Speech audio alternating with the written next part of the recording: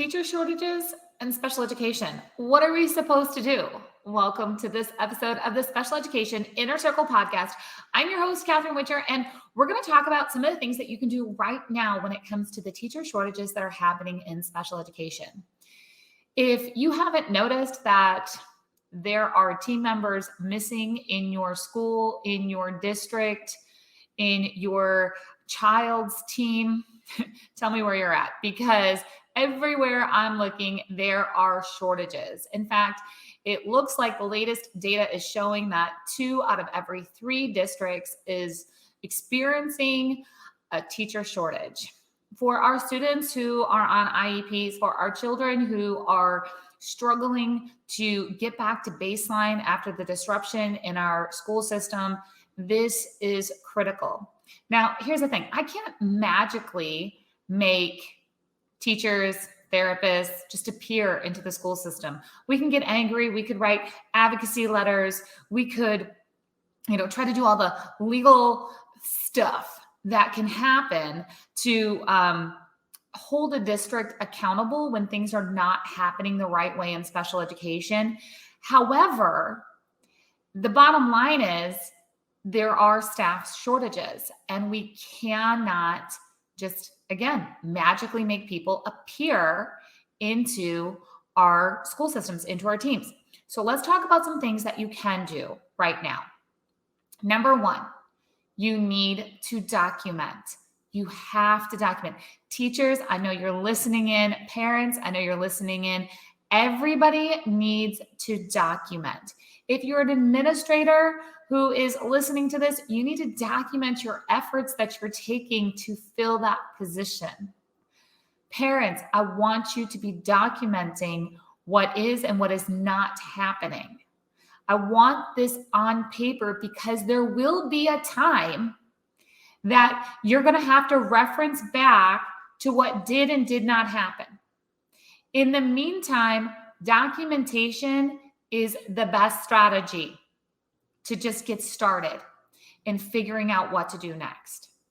Now, the next thing that I want you to consider is this a critical service, critical minutes, and there's a massive amount of time that's being missed, and could this be supported in a different way, in a non-traditional way than simply filling the position? Because it's not that simple right now to fill the position. So here are 2 ways that we're working as Master IEP coaches to help IEP teams complete the obligation of providing an appropriate education through the IEP document. All right. And appropriate doesn't always mean that it's perfect. We know that. It doesn't always mean that it's best, but we got to do something, right? So 2 options are either looking at, is this a service that could be provided virtually? I know a bunch of you just rolled your eyes and said, no way. We want to be in person. We want the person to be there in person. We want all of this happening. It should be happening in person. I agree, and I agree, and I agree. But if we can't get the person there on campus, can we provide this service virtually? Let me give you a quick example.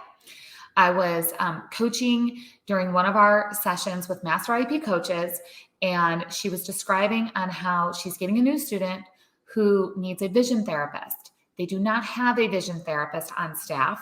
They cannot find a vision therapist right now. And again, we can't just magically make a vision therapist appear. So this child's going to be missing services from a vision therapist. That's not good.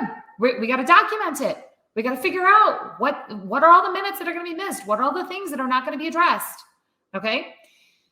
But we need to look at some virtual options, because it turns out that there's a school for the blind that is in the same state, but they can't provide staff over to the public school. Just everybody's dealing with their own shortages and stuff. But could we collaborate with a resource in the community at another school that could provide some virtual training to the team so this child can access their education starting on day 1? Meaning, I don't want, the service in the IEP to be switched to virtual only. I'm not talking about taking anything away from the child and what was determined to be appropriate. What I'm saying is, can we put a bridge service in there? Can we put a service in there such as virtual trainings by somebody who can provide, by a vision therapist, by somebody who can provide. So at minimum, can we at least get the team that's on site trained to support this child so she can access her education until we get somebody in there to help the child with all the goals and all the vision supports and all the things. And we can do a lot with team member to team member training, and we can do that virtually. So again, is that the best solution? It may not be the best solution, and we might come up with something better a few weeks from now, but is it the quickest solution to make sure that this teacher that has no experience in helping a child who has the deficits that this child has when it comes to vision, she does not have the experience to take care of this child. And she knows it, and she needs help. And they're saying, sorry, we don't have somebody on staff. Okay, then let's at least get the teacher some help. So virtual support, virtual therapies, virtual trainings. Can we look at that option for whatever is missing for this student? Okay. The second thing that I want you to consider is there a third-party person that is not a school district resource, not even a community school district resource, not like even in the same state? I'm talking independent. Is there an independent person that could provide the service the school district could pay this third-party person? So for example, and I've been doing this for decades, this is not a situation that is new due to everything that has happened in our school system. This has happened forever in special education. And one of my favorite things to do when there are services missing and they've been trying to hire somebody, the district's been trying to hire somebody, it's not happening, child is losing services, child is not going to be able to make progress at the rate that they should be because the specified services are not there on site, that we have negotiated for the school district to pay for an outside therapy such as speech therapy or occupational therapy or physical therapy or even vision therapy. So they pay for somebody, an independent practitioner who possibly, they have their own office in town or they're contracted by a bigger company and they're in town. And so the child then leaves the school day and goes to the services and then comes back. Can transportation be provided? Sometimes. Is this something that sometimes the parents just do on their own and say, I'll take my child on Wednesdays at 5:00. So the child goes home on the bus and then child goes out to the therapies? Yep, that happens too. So there's all different ways.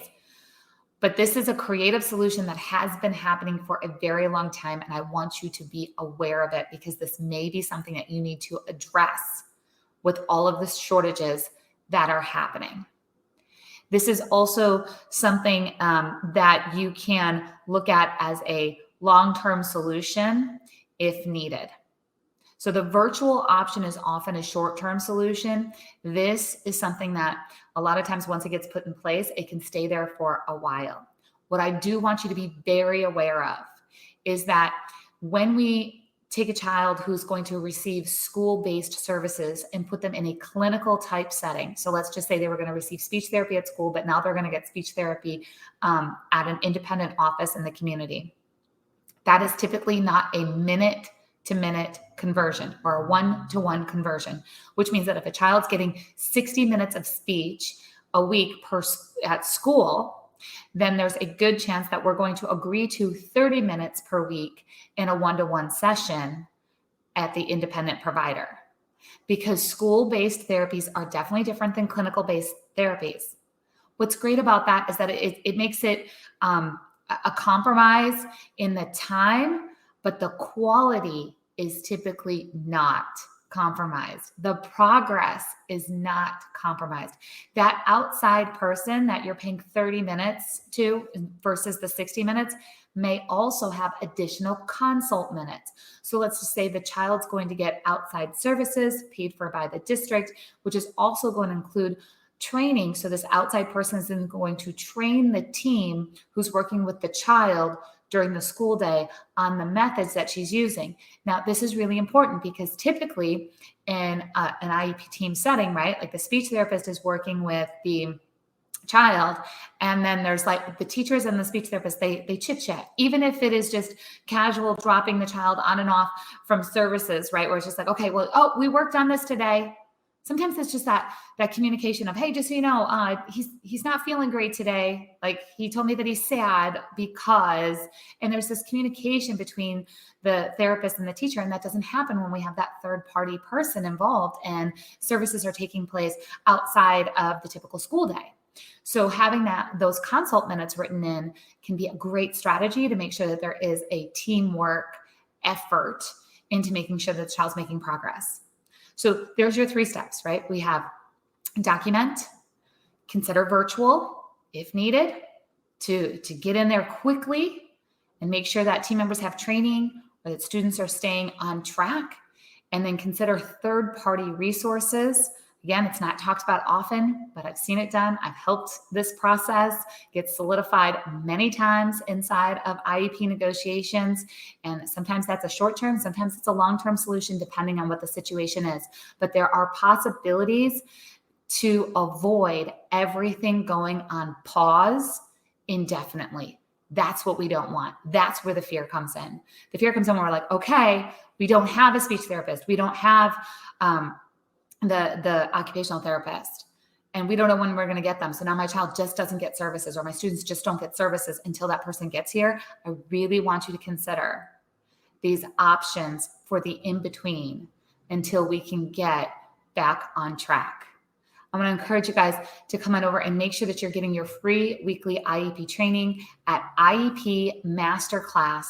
I hope to see you next week. And don't forget, no matter where you're listening to this, no matter where you're watching, whether it's on iTunes or Google or YouTube or Instagram, please make sure that you like and comment and share. Every time you like, comment, and share, this helps reach more parents and teachers so we can change special education together. All right, everyone, I'll talk to you soon.